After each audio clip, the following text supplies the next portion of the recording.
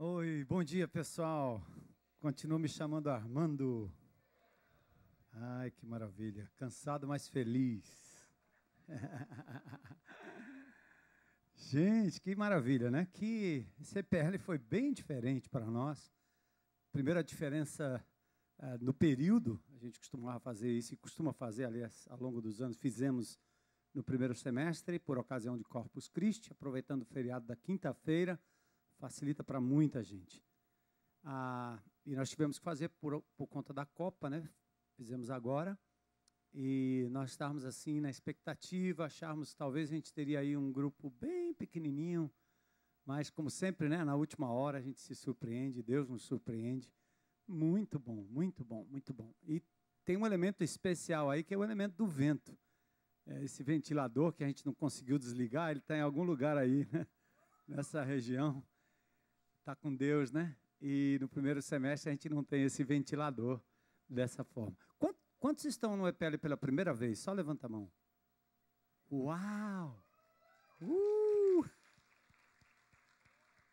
Eu não sei, o pessoal está me dizendo aí, ei, pastor, vamos anunciar o EPL no primeiro semestre ou no segundo semestre? Eu disse, eu vou perguntar quantos tem aqui pela primeira vez. Aí a gente pode depois repensar sobre a questão da data e o melhor momento, quem sabe achar um feriado no segundo semestre, ou quem sabe aí eu não posso falar isso não, um EPL no primeiro ou no segundo. Não. Mas a gente está feliz, né? Com tanta gente nova chegando aqui, captando um pouquinho do que Deus está falando por essas bandas e unindo com aquilo que você tem ouvido também. Aliás, outra coisa surpreendente, eu achei assim, vocês são muito obedientes ao Senhor, né? Tanto que, de forma concreta, foi a primeira vez que eu vi sumir bem rápido das bandejas lá, a salada e o arroz integral. Fenômeno. Outra coisa também, o suco sem açúcar. Eu fui lá para tomar meu suco sem açúcar, e toda hora que eu chego lá só tem um pinguinho, e a irmã tem que virar assim, porque diz que os irmãos foram rapidinho ali, sentir o gosto do cajá, né? Sem o artifício da química do açúcar. Isso é progresso. Outra coisa, eu cheguei ali para comer aqueles biscoitinhos, né? Cadê o integral? Eu disse, puxa, esse pessoal da equipe não colocou o integral aqui? Eu disse, não, pastor, a gente colocou aqui. Sumiu. Claro que os irmãos levavam de 5 pacotes, 10 pacotes, mas espero que não seja para revenda. Brincadeira. Não, brincadeira. Mas é surpreendente.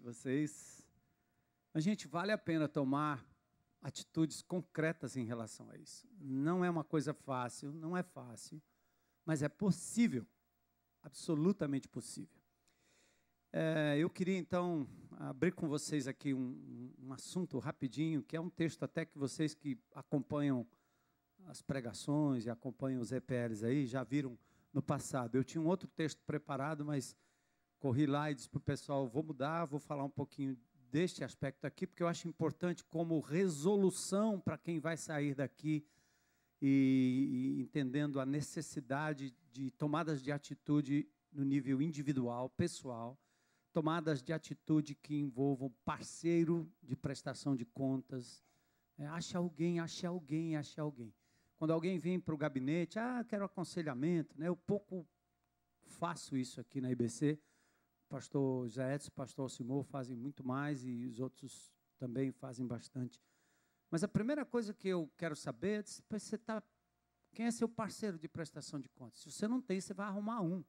Porque eu não vou poder lhe acompanhar. Eu vou poder dizer uma série de coisas, vou lhe ouvir, vou poder lhe dizer algumas coisas, certo? Mas você precisa de um acompanhamento. Esse assunto precisa ser monitorado semana a semana. Como é que foi a sua vitória nessa semana ou sua derrota? O que aconteceu? Então, é muito importante que essas tomadas de resolução tenham no parceiro de prestação de contas uma âncora, o lugar onde você confessa, você abre a vida, você diz, Deus falou comigo isso, e eu vou fazer algo a respeito.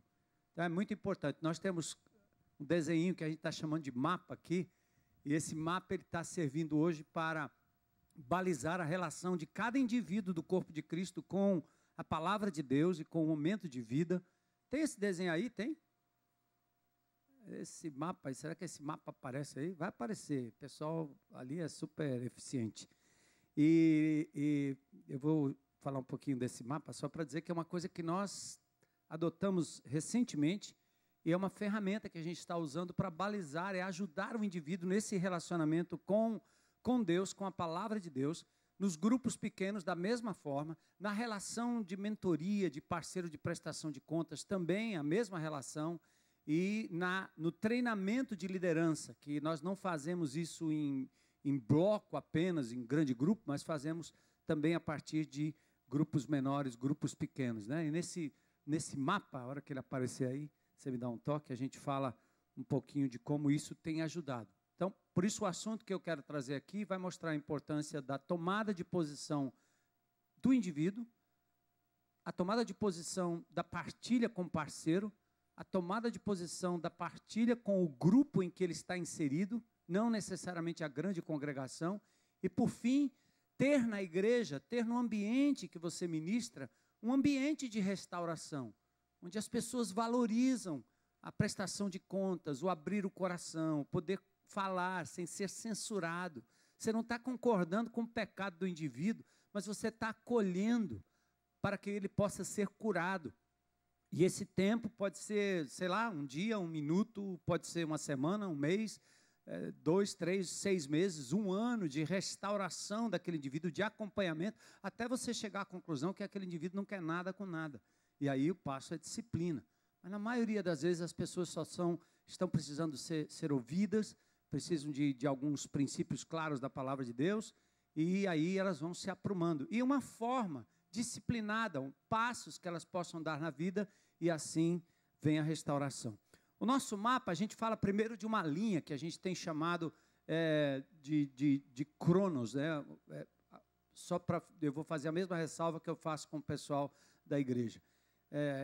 A gente que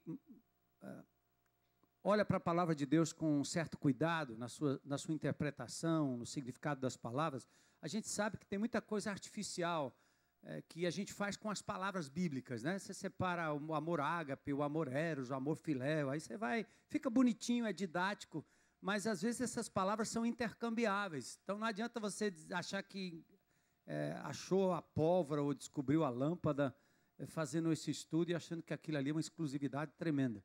A palavra cronos e kairos é a mesma coisa, né? As palavras são intercambiáveis na Bíblia.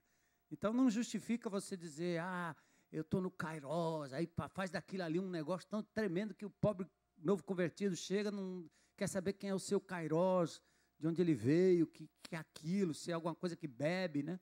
Porque a gente faz daquilo um negócio que nem existe. A Bíblia intercambia, usa termos da mesma forma, para significar um evento ou significar um tempo na nossa vida. Mas nós usamos aqui, para efeito de ilustração, a nossa linha do tempo, né? Não vos compete conhecer tempos ou épocas. Então a gente diz assim, olha, você está aqui no seu dia a dia, e no seu dia a dia você tem o cronos da sua vida, né? Sua caminhada, mas no seu dia a dia você tem um momento que a gente está chamando de kairos, é um momento da vida. É um momento em que Deus fala com você. Para muitos de vocês, este momento aqui foi um kairos de Deus no cronos da sua agenda. Seu relógio. Estava tudo caminhando, você interrompeu, parou, se expôs e Deus, falou com você. Aleluia, glória a Deus, que maravilha. Mas o que você vai fazer com isso, amigo? Então, a primeira coisa que nós temos que identificar no nosso mapa, que a gente chama de mapa, é medita no que Deus está te dizendo. Pensa no que Deus está lhe dizendo. Assimila. Então, primeiro você medita. Depois, essa meditação, ela é pessoal, é você e Deus. O que é que Deus está falando comigo? Pensa nisso, cara. O que é que esse texto tem a ver com a minha vida? Deus, fala comigo, através da palavra, né?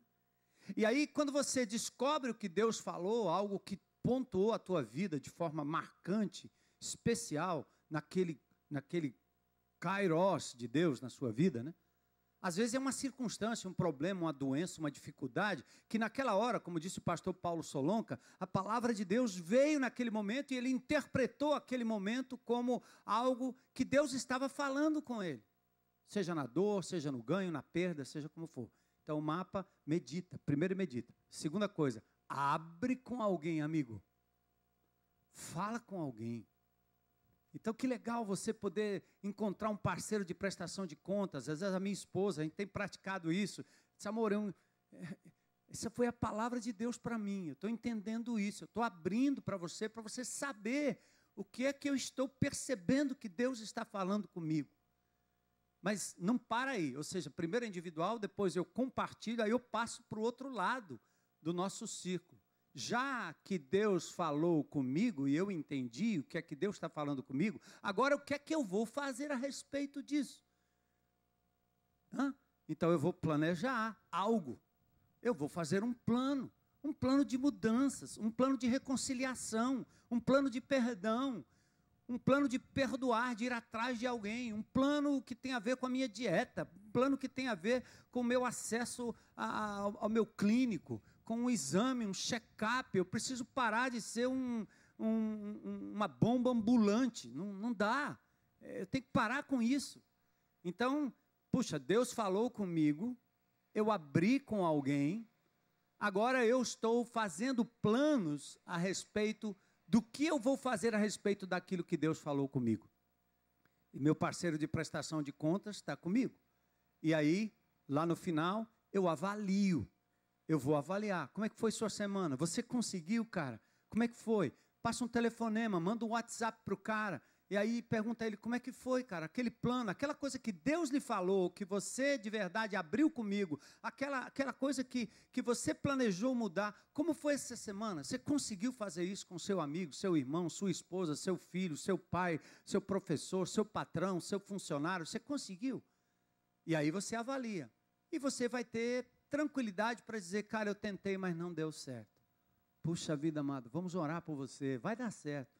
Não perca a esperança. Vamos planejar de novo, vamos planejar para essa semana. E nem adianta arrumar outra lição, amigo. Nem adianta.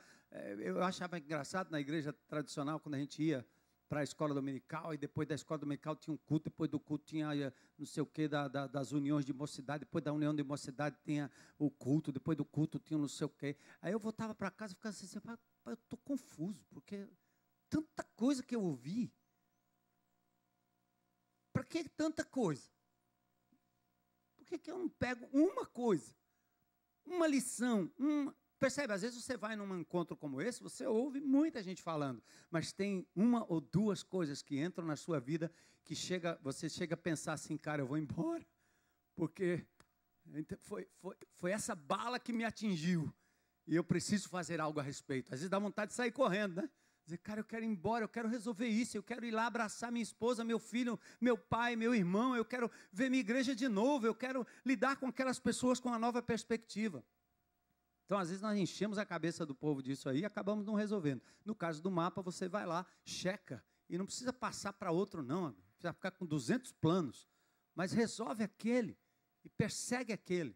Então, é assim que nós temos feito em relação ao mapa. Esse mapa, ele rege não só a minha abordagem com relação à palavra de Deus, a minha caminhada com Deus, mas o meu parceiro de oração no PG e assim por diante. E aí vai. Bom,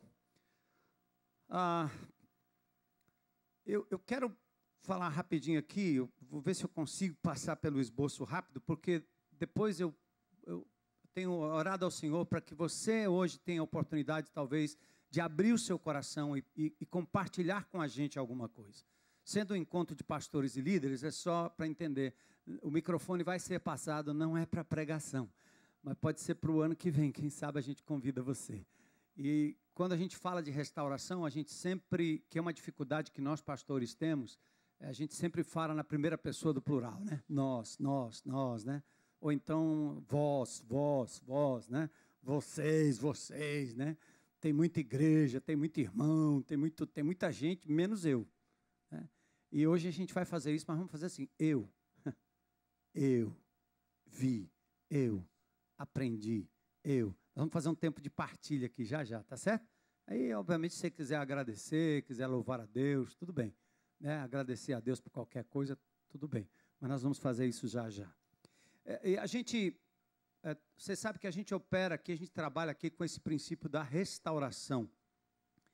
E o princípio da restauração, ele trabalha muito em cima da graça de Jesus. A restauração existe porque Jesus é gracioso e foi gracioso com a gente. Jesus trouxe uma nova realidade diferente da velha aliança. A lei no velho, a graça no novo. Na lei nós pagamos o preço da condenação. Na graça, Cristo paga o preço por nós. Não tem mais nada que pagar. Ele nos livra da condenação da lei. Na graça nós passamos de condenados para filhos. Na graça nós obedecemos por amor, não por medo, não por intimidação. Na graça podemos ser nós mesmos, diante daquele que sonda e conhece o nosso coração. É diferente da lei. Na lei é muito fácil. Você cumpre a lei, você usa a roupa certa, você faz a coisa certa e ninguém sabe da sujeira que está dentro do coração. Mas na graça não. Você está exposto, cara. E ele ama aquele que diz, miserável pecador, miserável homem que sou. Então, abrir, isso é graça. Na graça reconhecemos que ainda não somos perfeitos. Na graça olhamos para os outros com misericórdia, que somos olhados por Deus. Na graça somos recebidos como estamos, para sermos restaurados segundo o caráter de Cristo. O ser humano tenta manipular a lei em favor da hipocrisia. E ele manipula a graça para viver libertinagem. Mas nós não temos como escapar desses perigos, infelizmente. Mesmo assim, não podemos abrir mão do caminho da restauração. O caminho que recebe o pecador como ele está e o conduz à santificação em Cristo Jesus. E isso inclui a gente, inclui nós, inclui liderança. Então, eu quero deixar um testemunho breve que está no livro de Atos. Você conhece muito bem, a história é conhecida, então a gente não precisa ficar pontuando muito. Foi o que aconteceu na vida de Saulo de Tarso. Atos capítulo 9, versículos 1 a 30. O exemplo de Saulo que virou Paulo. Como este homem realmente andou pelo caminho da restauração. É muito interessante. Vocês sabem que Paulo foi um homem que teve que deixar de lado suas nobres credenciais de cidadania, da cultura, da sua autoridade, inclusive para lançar pessoas na prisão. Esse mesmo homem, Paulo de Tarso, ao falar sobre perfeição, ele diz assim, olha, não é que eu a tenha alcançado, mas eu prossigo para alcançar aquilo para o qual fui preso por Cristo Jesus. Quanto a mim, não julgo que haja alcançado, mas uma coisa eu faço, é que esquecendo-me das coisas que atrás ficam e avançando para as que estão diante de mim, prossigo para o alvo, pelo prêmio da soberana vocação de Deus em Cristo. Filipenses 3, 12 e 13. Então, eu queria só examinar com vocês rapidinho, como se deu a entrada daquele que no caminho de Damasco foi levado ao caminho da restauração. Ele estava a caminho de Damasco e foi levado ao caminho da restauração. E talvez esse ponto aqui, eu não vou enfatizar tudo que essa mensagem encerra, mas tem um pouco do exemplo dele, dessa ideia que nós estamos tratando aqui da restauração integral, inclusive dos passos do Celebrando e do CR, conferência que está assim embutida neste EPL. Saulo era um homem culto, muito rico, de muita influência, conhecido entre os judeus, zeloso das tradições e da lei. Ele foi um arrogante, cruel perseguidor dos seguidores de Jesus. Atos 8:3 diz que ele assolava a igreja entrando pelas casas, arrastando homens e mulheres e os encerrava na prisão. O verso 1 diz que Saulo, do nosso texto, diz que Saulo respirava ameaças e morte contra os discípulos do Senhor. E ele tinha autoridade legal para prender aqueles que eram das seitas. O sumo sacerdote referendou, Caifás, a brutalidade daquele que obriga pessoas inocentes a negarem sua fé sob ameaça de tortura e morte. Cara, esse era um xiita, um sunita, não muito diferente daqueles indivíduos que estão degolando repórteres, e você vê e fica horrorizado de ver. Saulo não era diferente. Ele estava com o coração tão cheio de ódio, embora fosse conhecedor das Escrituras, do Velho Testamento, e um homem muito respeitado. Aqui, talvez é uma demonstração de que o coração cruel e perseguidor dos inocentes parece até mais iníquo do que aqueles que intentam contra a sua própria vida, por exemplo, no vício, na prostituição, na compulsão e em outras mazelas. E agora o caminho de Damasco. O que aconteceu? Vocês já sabem, enquanto a luz do sol iluminava o caminho para Damasco, as trevas prevaleciam no coração de Saulo, até que a luz poderosa, uma luz diferente, se acercou dele. O Cristo glorificado aparece e o debilita a ponto de lançá-lo por terra. Olha como é que foi o encontro com a luz. Saulo, Saulo, Saulo, Saulo, por que você me persegue? Paulo perseguiu os cristãos e assim perseguiu o Senhor dos cristãos. E aí veio a chave para o conhecimento naquele momento de uma experiência gloriosa ao redor dele. Paulo faz uma pergunta: quem és, Senhor? E Jesus se revela a ele. Aqui está uma abertura para o conhecimento. Não estou entendendo. Paulo pergunta: quem é que fala? E aí ouve do Senhor uma resposta que não só o incrimina pessoalmente, mas demonstra sua resistência ao novo caminho. Porém, perguntar é um bom passo, duvidar é um bom passo, questionar é um bom passo para a restauração. Quem é você, Senhor? O que é isso aí? Não estou entendendo o suficiente. E aí, isso tem a ver com os 12 passos do CR, né? Imagine o poderoso Paulo não podendo mais saber o que fazer, né? Não sabia mais, parecia ridículo.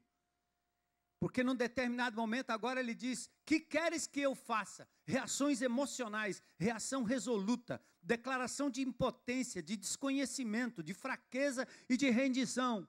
Sim, que queres que eu faça? Parecido com as indicações dos 12 passos do CR. Passo 1, admito ser impotente diante de meus traumas, emoções e comportamentos compulsivos que tornam a minha vida ingovernável. Passo 2, creio que só o poder de Jesus poderá restituir a minha saúde física, emocional e espiritual. Então, cara, grita aí, meu. Grita aí, porque o fato de você não estar cuidando do seu corpo, o Neil deixou para a gente um exemplo. Eli, lama sabachthani, grito, grita, cara, grita. Grita que não está dando, grita que você é impotente para tocar a coisa daí em diante. Aí é o primeiro passo do caminho da restauração. Aliás, Jesus não diz que está tudo certo, tudo pronto, tudo feito, tudo perfeito, agora é só obedecer às regras porque você me encontrou. Parece que há agora um novo caminho a ser percorrido, um processo de restauração. Assim como aqui, em nenhum momento a gente ofereceu para vocês uma solução que fosse resolver seus dramas, meus dramas, nossos dramas interiores. Não. Agora você deu um primeiro passo no caminho, quando você gritou e admitiu sua fraqueza. Então chegou a hora. Um processo. Veja os passos. O primeiro passo, verso 6. Levanta-te, entra na cidade. Vai lá na casa de Judas, né, que ele foi para lá. Aguarda instruções, Jesus disse para ele. Imagina, Paulo se prontifica a obedecer, toma a decisão de agir em função do que está sendo dito. Passo importante no processo de restauração. É interessante isso, passo importante, decisão pessoal. Indica que a mudança é só para quem quer, não é para quem pode. Nós não podemos, mas Deus pode. Nós não queríamos, mas agora todos nós queremos. E vamos continuar querendo o Senhor. E isso estabelece a diferença entre misericórdia e tolerância. Você está pronto? O que Deus falou com você nesses dias? Ou acha que o encontro com Jesus ficou sem demandas? Está pronto mesmo? Você decidiu dar o primeiro passo? Tenho algumas notícias para vocês. Primeiro, as pessoas não vão perceber o que você percebeu. Você vai voltar para o mundo onde as pessoas te conheciam talvez como você estava, não como você está. E as pessoas não vão acreditar, não vão nem perceber. Encontro é pessoal, é íntimo, é exclusivo, e nem sempre os que nos cercam percebem, compreendem, creem que estamos no caminho da restauração e que tivemos um encontro, um kairós de Deus nesse momento, nesses dias. Então, fica calmo. Outra coisa, todo encontro com Jesus deixa marcas. Aliás, nós já somos cheios de marcas. Nossas marcas são feridas. E há feridas que estão tão purulentas, tão adoecidas, que precisam ser cuidadas, tratadas, expelidas. Vai doer, cara. Eu me lembro, como quem gosta de jogar futebol, de vez em quando eu ia para um massagista chamado Juberval. O bicho é um monstrão enorme. Aí deitava ali e eu estava com um problema sério aqui na coxa, uma contusão. Eu dizia, esse cara vai aliviar minha dor, meu sofrimento. Ele sem camisa, um enorme cara, ele pegava a coxa assim, saía botando o dedo e achando os pontos, e aí eu ia nas nuvens, querendo gritar de dor, tanta dor.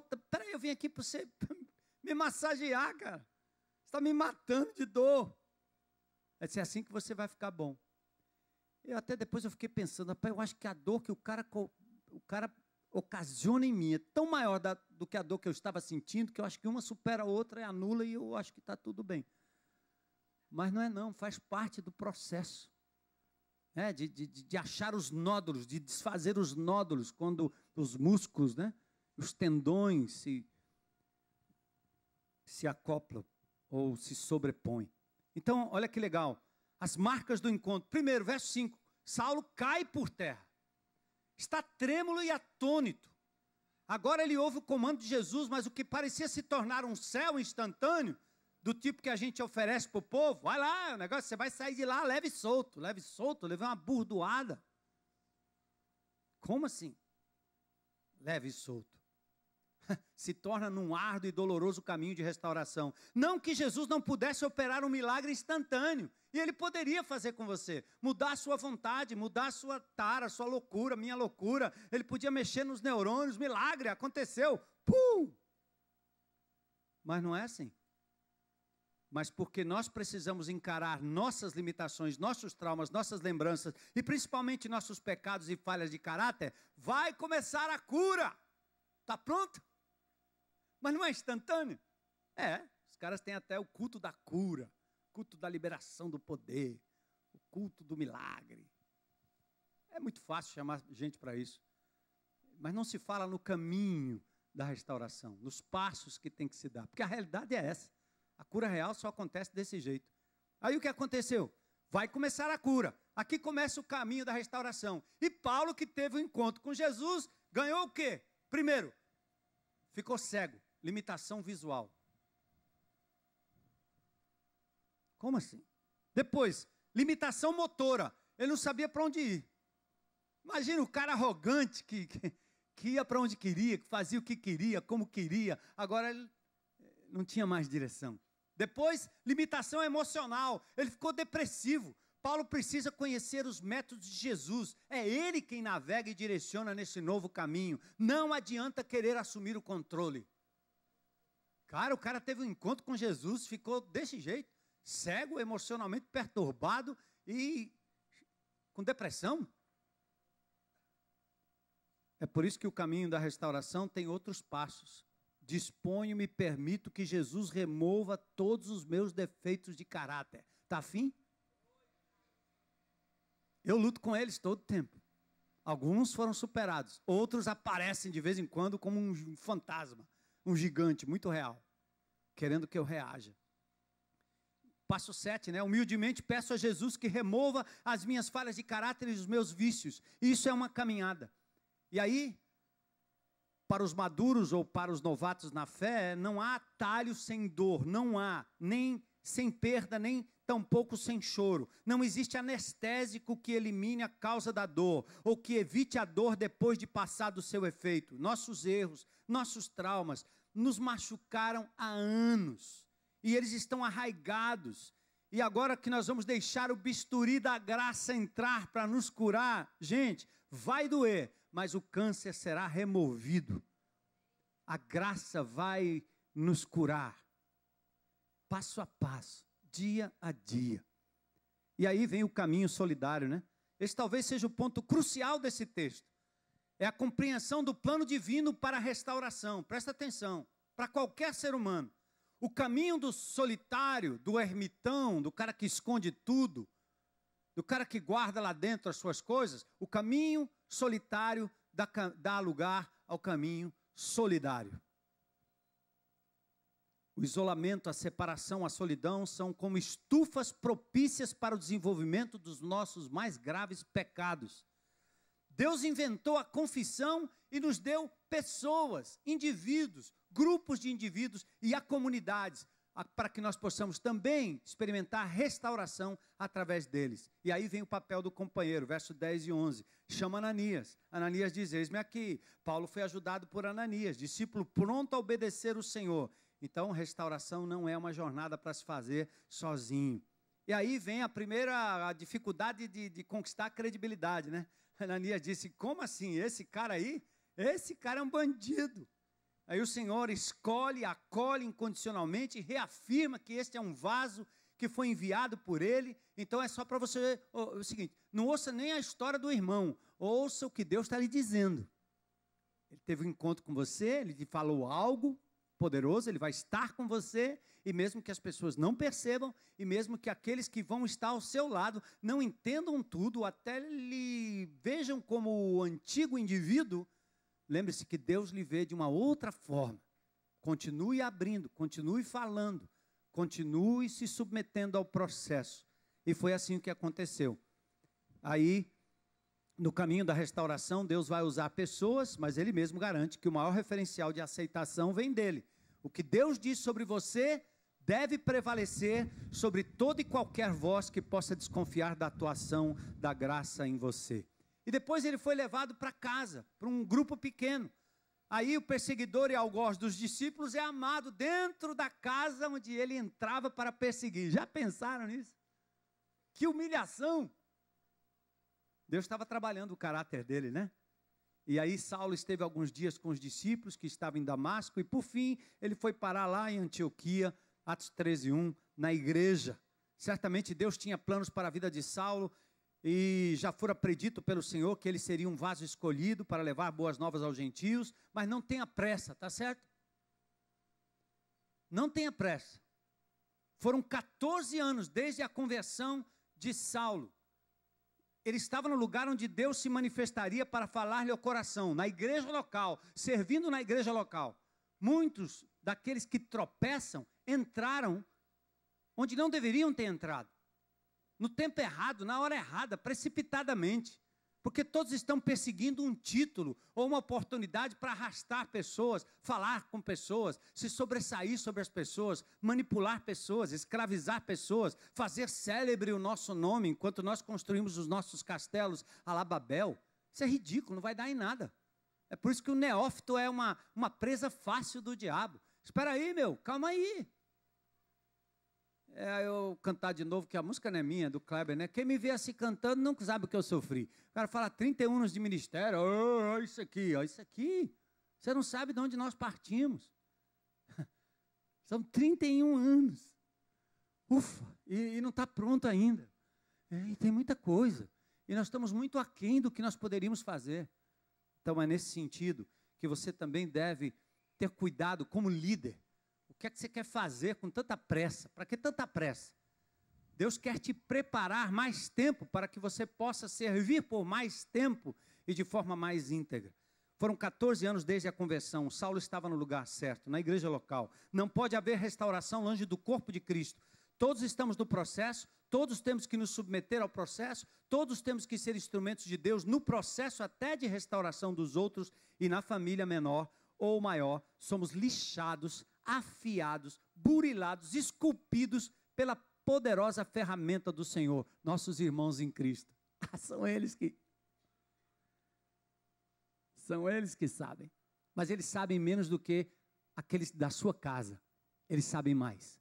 E Deus sabe mais do que todos eles acerca do seu real estado. Então, queridos, lembra do exemplo de Paulo, né? Foi duro, é um caminho, é uma caminhada, não é um passo de mágica, nem um milagre instantâneo. Mas eu queria que você fizesse pelo menos um propósito, dizer, Deus falou comigo e eu quero dar um passo no caminho da restauração. Eu tive um encontro especial com o Senhor.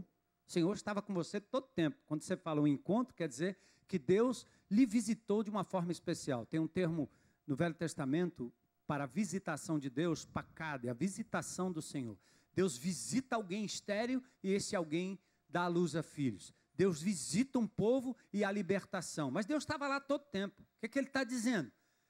Naquele momento, Kairos, Deus fez uma visitação especial na vida daqueles personagens, como Deus quer fazer um momento especial na sua vida. Ele está batendo a porta e quer entrar, mas é do seu coração, não é do incrédulo, não. Em Apocalipse 3:20, aquele texto não tem nada a ver com descrente, tem a ver com a igreja, tem a ver com você. O texto é para você, cara. Abre aí que ele quer entrar, igual os caras no caminho de Emaús, né? Quando eles entenderam quem Jesus era, entra, Senhor, eles convidaram. Jesus está aí todo o tempo, mas ele quer fazer uma visitação especial na sua vida. Nós temos pouco tempo de vida. Nós não sabemos o que vai acontecer com o evangelho nesse país. Então está na hora, cara. Ah, mas eu estou lá numa cidadezinha, num municípiozinho, num cantinho e tal. Não interessa, onde você estiver. Lá tem um prefeito, lá tem um delegado, lá tem um juiz, lá tem uma favela, lá tem drogado. Pode ter certeza que tem drogado. Lá tem prostituta, lá tem tudo que tem numa cidade grande tem numa cidade pequena. E proporcionalmente você pode ser o homem que vai fazer diferença naquela cidade, a mulher que vai fazer diferença naquela cidade, naquele condomínio, naquele cantinho, naquele lugar. Qual é o segredo disso aqui? O segredo disso aqui é você ser como Abraão. É fazer o que Abraão fez, só. Abraão não recebeu nenhuma planta de igreja, não recebeu nenhuma planta de prédio, nenhum manual, ele não recebeu nenhum manual de grupo pequeno, nem de geração futura, ele não recebeu nada disso, Abraão. Pobre do Abraão, com um bando de gente andando atrás dele, e Deus disse para ele o seguinte, anda na minha presença e ser íntegro, cara. Ser íntegro, aberto, franco, livre, limpo na minha presença. Eu te conheço. Então, meu desafio, nosso desafio nesse final de EPL, por tudo que vocês já ouviram de tão precioso, de tantos homens e mulheres de Deus, ao longo dos seminários, inclusive, é que você saia daqui com uma resolução. Todo janeiro, a gente faz aqui na IBC uma resolução. A gente sabe que tem gente ainda lutando. A resolução de comer bem foi feita há muito tempo. Ainda tem gente comendo mal. Mas a gente está abraçando e dizendo, irmão, você consegue. O cara conseguiu um dia, a gente celebra. Caiu no outro dia, a gente chora, mas abraça. Né? É caminho da restauração, porque assim é a nossa vida. E Deus está esperando de você um convite para ele entrar de uma forma especial. Não que ele já não esteja, mas ele quer atuar de uma forma especial. Então, Senhor, entra na minha casa, entra na minha vida, né? Lembra da música do Zaqueu? Entra na minha casa, o mundo inteiro canta isso, mas nós precisamos cantar. Entra na minha agenda, Senhor, entra na minha casa, entra na minha vida, entra no meu iPad, meu iPhone, meu tablet, meu Samsung. Tem que falar Samsung, senão vão achar que eu sou adepto da Apple. Dos dois, mas é o tablet e o smartphone. Entra, Senhor, entra na minha agenda, entra no meu lazer, entra no meu corpo, entra lá no meu guarda-roupa, entra lá no meu banheiro, entra lá, Senhor, na minha televisão, entra naquela hora da madrugada. Vem, Senhor, vem. Então, caminho da restauração requer uma resolução. Saia daqui com essa resolução em nome de Jesus. Cadê o Daniel? Daniel está aqui? O Almeidinha, nosso passarinho. Vem cá, irmão.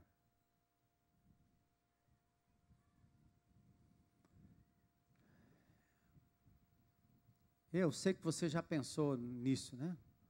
Então, lembra do Saulo, o orgulhoso Saulo, o que é que Deus teve que fazer com ele para que ele pudesse andar no caminho da restauração? Deus tem sussurrado nos seus ouvidos faz muito tempo. Aí ele vai aumentando o tom.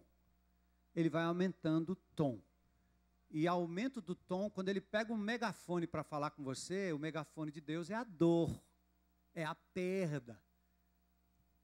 Se você não aprender, cara, vai doer muito. não é porque Deus quer, é porque você endureceu o negócio. Você foi uma escultura de pedra brava, aí a martelada é violenta. É melhor ser a tal da pedra sabão, ou a massinha, né? Que Deus toca e fica amargo. Mas quando Deus toca e você resiste, cara, fica fazendo de conta, aí Ele aperta. Ele é soberano, e Ele é poderoso, e Ele pode. Aí Ele aperta, aí Ele toca você, Ele toca em alguém perto de você, muito próximo, muito caro, muito amado, e você fica querendo entender o que é que Deus está fazendo. Às vezes culpa até o diabo. A gente já ouviu isso, né? Não quero ser redundante. Eu tomei uma atitude diante de Deus, até aqui tem dado certo, algumas coisas eu não entendo direito, mas eu digo, Senhor, se eu puder me adiantar, tá entendendo? Antes de rolar o negócio aí, diga aí, porque eu não estou afim de. Não grita não. Mas para isso precisa de disciplina, determinação, né? Você valorizar isso realmente como algo e levar isso a sério, tá? Resoluções. É isso que eu quero fazer. Então eu vou pedir para o Daniel, não sei nem qual o repertório aí que você vai escolher, mas deixa o passarinho cantar e a gente só para, reflete, tá? Pausa um pouquinho e se der para você pensar na sua resolução, e aí em seguida, quando terminar essa música, a gente vai abrir para que vocês possam falar, quem quer que o Senhor levante para falar aqui.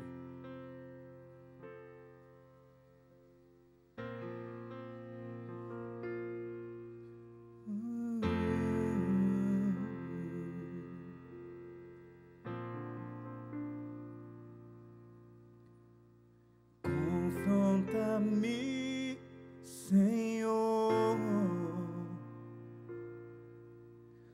com tua santidade, sonda o meu interior, tira o que há de mal em mim. Confronta-me, Senhor, com tua santidade, sonda o meu interior, tira o que há de mal em mim. Vem, ó Espírito de Deus, faz-me entender que nada sou, quebra o orgulho que há em mim, cura o meu interior.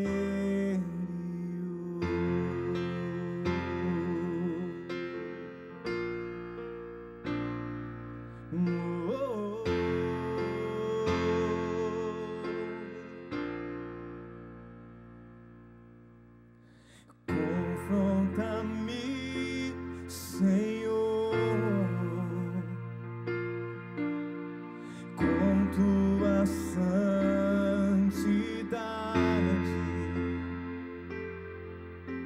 sonda o meu interior, tira o que há de mal em mim. Confronta-me, Senhor, confronta-me, Senhor, com tua santidade, sonda o meu interior, sonda o meu interior,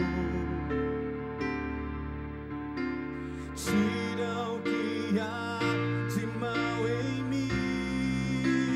Vem, ó Espírito de Deus,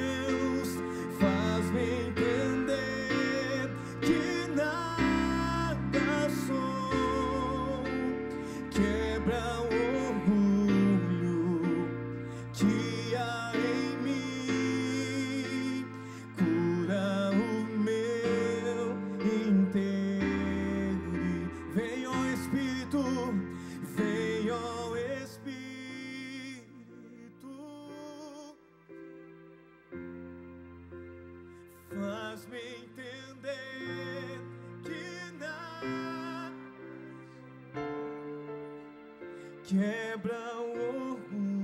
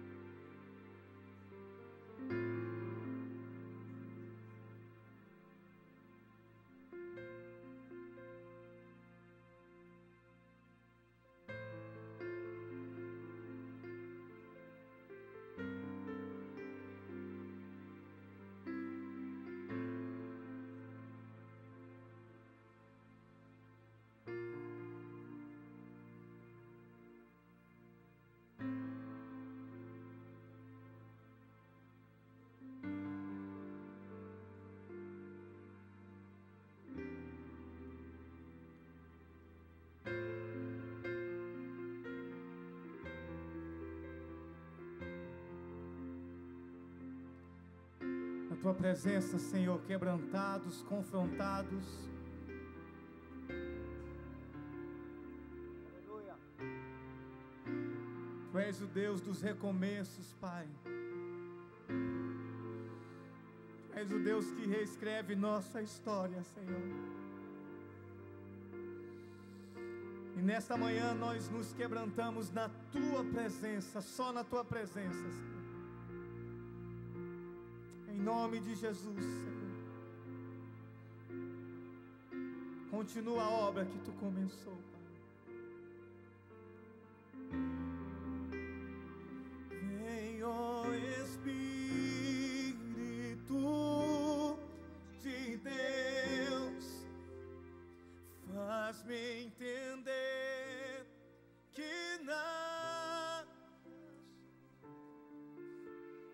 quebra o orgulho que há em mim, cura.